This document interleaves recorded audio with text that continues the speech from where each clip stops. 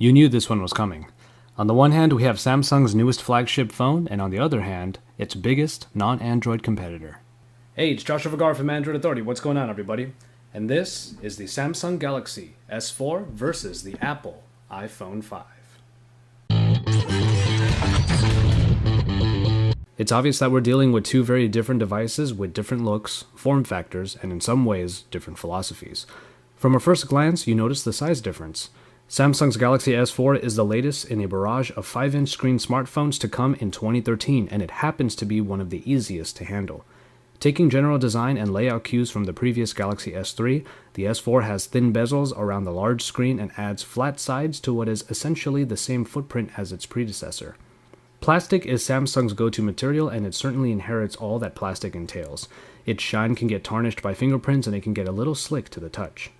Coming on the opposite end of the spectrum, the iPhone 5 opted for a taller screen rather than an all-around larger size. Its smaller form factor does make it a nimble handler, and with its aluminum finish, it is widely regarded as a good looker.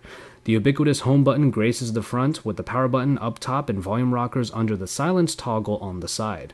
This is a very flat device aside from the rounded corners, a look that Apple has made rather iconic since introducing the look in the iPhone 4. Samsung's plastic is generally controversial, but what shouldn't be ignored is the ease by which the S4 and its large screen can be handled. If you really do believe that your hand can't handle that size, the iPhone 5 is about as nimble a performer as it can get without being too small. Since the iPhone 5's release, smartphones have been receiving significant upgrades in their displays.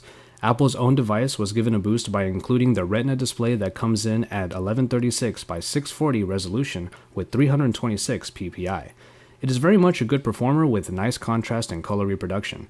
As far as the size goes, it was Apple's deliberate decision to keep the screen as easy to handle with one hand as possible. That is certainly the case here. Samsung, on the other hand, has joined the 5-inch screen era with their high-performing 1080p display capable of 441 ppi. With the size increase comes greater capabilities, and that is very true for this Super AMOLED display. It is quite a saturated display experience, with colors really popping out of the screen. For some, this might be too much, but it's hard to argue with how this screen makes just about anything vibrant. The 5-inch screen might be a little harder for people to handle, but the S4 makes it as easy as it can possibly be. You will likely need your other hand for just the topmost opposite corner. It's also worth noting that with a larger screen comes easier on-screen controls for gaming. With both screens sporting the proper specifications for their respective size, you get a great experience going either way. Performance typically benefits the later released device. Unfortunately for benchmarks, 3D Mark isn't out for iOS just yet, so I had to go with Geekbench for now. But the outcome seems to be where most of us would expect, with the Galaxy S4 outperforming the iPhone 5. Apple's smartphone sports their in-house A6, a dual-core CPU clocked in at 1.2 GHz. With 1GB of RAM and the PowerVR SGX 543MP3 backing it, this package might be paling in comparison to the powerful bits found in the S4. Samsung's flagship in the West is powered by the quad-core 1.9 GHz beast, the Qualcomm Snapdragon 600, which is backed by the tried-and-true Adreno 320 and 2GB of RAM. It definitely flies through its elements and has rare cases of stutter, though one could still say that about the iPhone. While the actual chips powering these phones are a ways apart, software and rendering optimization is still a factor, and Apple's locked-down ecosystem definitely benefits from it. Android has made its strides to achieve the same with Project Butter, but the bottom line is this. The spec-hungry will likely go for the more updated Galaxy S4, though a new user of the iPhone 5 will still find a fast and fluid experience. After all, when you are the only phone that runs your own OS, you better be good at it. When it comes to hardware, we have two different philosophies. The unibody of the iPhone 5 makes it a what you see is what you get device. Not only is its battery fixed, there is no way of expanding the 16, 32, or 64 GB of onboard memory. It is capable of the typical bevy of connections, though it is missing NFC. The Galaxy S4, on the other hand, takes advantage of the plastic design by having a removable back. Underneath it is a removable battery and a micro SD card slot. Throw on top all of this the long list of new sensors, and you have a smartphone capable of a whole lot. I do have to mention, however, that the iPhone benefits from an extensive accessories pedigree. While its new docking connector has been rather controversial, it is still possible to use an adapter for the hundreds of accessories already available. Samsung hopes the S4 will follow suit with its own laundry list of accessories and growing third-party support started by the S3.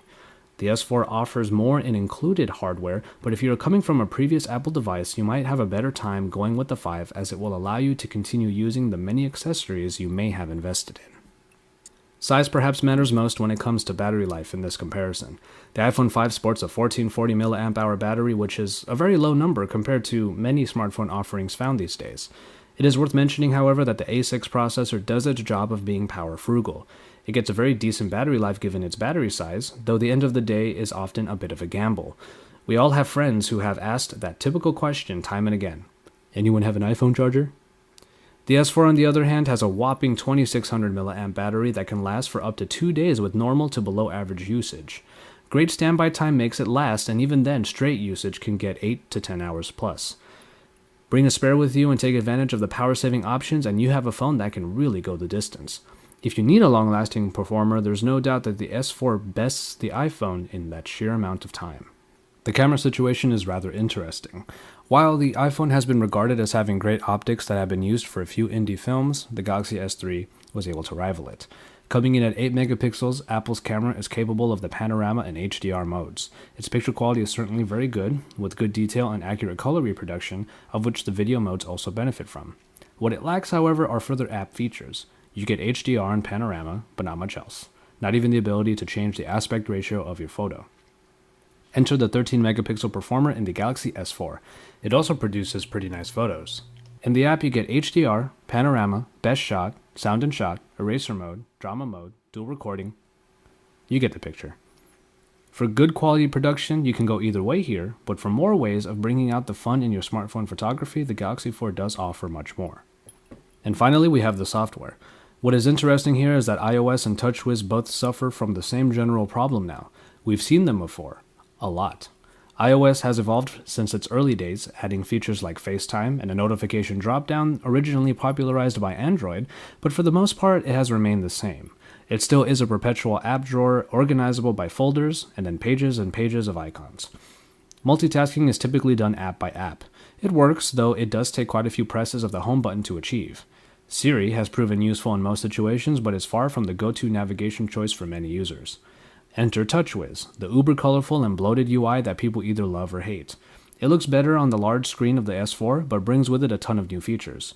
Multitasking is still generally reliant on the recent apps function, but multi-window helps you when you really need to do 2 things at once. S-Voice is useful, but just like Siri, isn't completely practical for go-to usage. Now what Samsung has added in, however, are new navigation controls aside a few added applications. Air views give you previews, and air gestures allow you to move around with the wave of your hand. See our in-depth videos for a better look at all of these. It seems that both of these operating systems have come at a crossroads of sorts, becoming generally slightly updated versions of their former selves. Samsung might have added more fun bits in with this version of TouchWiz on the Galaxy S4, but who knows what Apple will have in store for the next iPhone device and OS. Finally, price. Despite the iPhone having been released for some time, its price is still around $700 for the base model unlocked. The same goes for the Galaxy S4 unlocked. On US contract plans, both phones come in at the $199 mark for 2-year plans. And so, there you have it. For a lot of people, this will come down to brand loyalty, but I will say this. If you purchased a lot of accessories for a previous iPhone, the iPhone 5 might still be your best choice. That way, all of those investments will remain relevant. Otherwise, the Galaxy S4 has a lot to love, and a lot of people will have a ton of fun with it. But this is the exciting part. Samsung has really made a splash with their newest flagship device. So guess what? It's your move, Apple. Check out my full Galaxy S4 review or Chris's new features explained video if you haven't already. Subscribe and drop us some likes. Then head over to AndroidAuthority.com because we're your source for all things Android.